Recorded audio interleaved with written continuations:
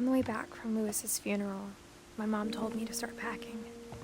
She waited until the day before we left to tell Edie.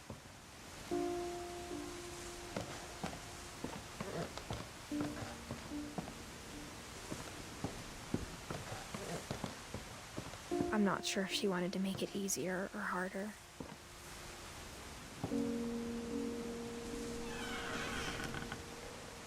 I wish we'd stayed. But I understand why we left.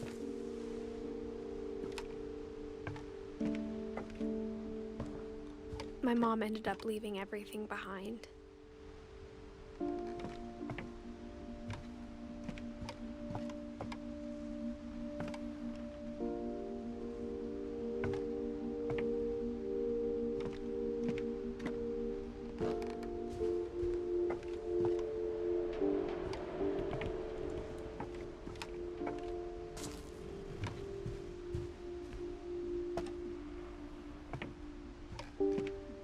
What happened that night had been coming for a long time.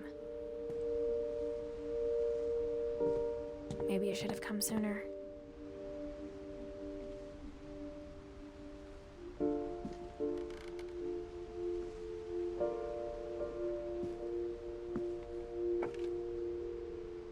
But it had to end one way or another. All that's left now is to tell you about that last night.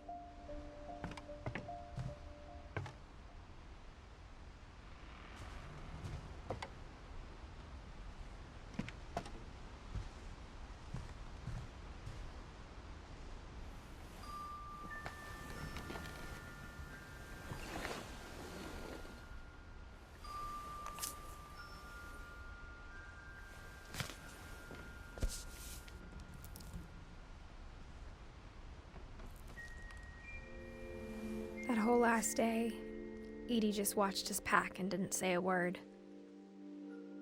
Until supper, when she raised her glass and said, "To our final night together, and all our final nights apart."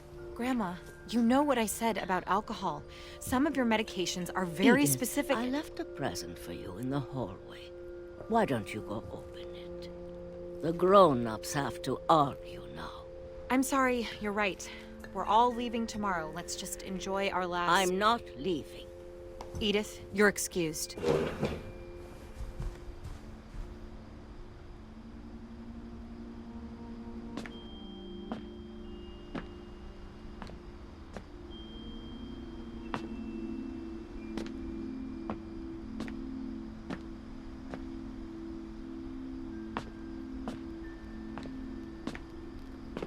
the power had been shut off that morning, but Edie always had plenty of candles.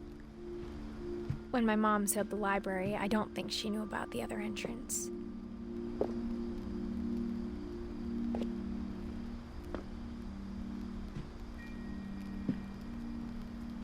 Or that Edie had a key to it.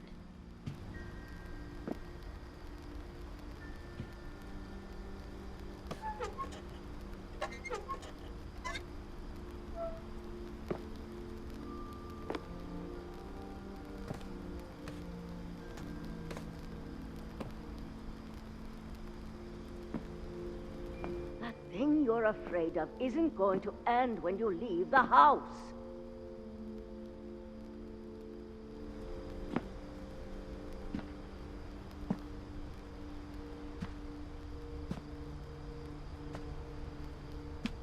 Edith has a right to know these stories. My children are dead because of your stories. I think it's best if Edith and I leave tonight.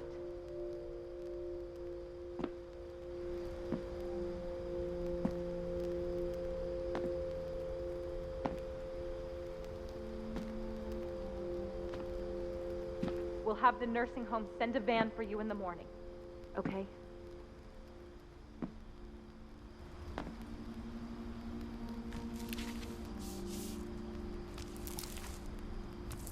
Dear Edith, there's so many stories I wish I could tell you, but there's only time for one.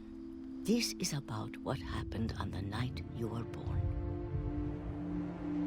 That night, The tide went way, way out. It was the first and last time I ever saw the old house aground. There'd been an earthquake out in the middle of the ocean. They called it the lowest tide in 1,000 years. God, it smelled awful.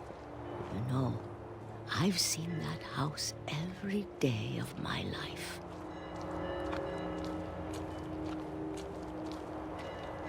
But I never thought I'd go back to it.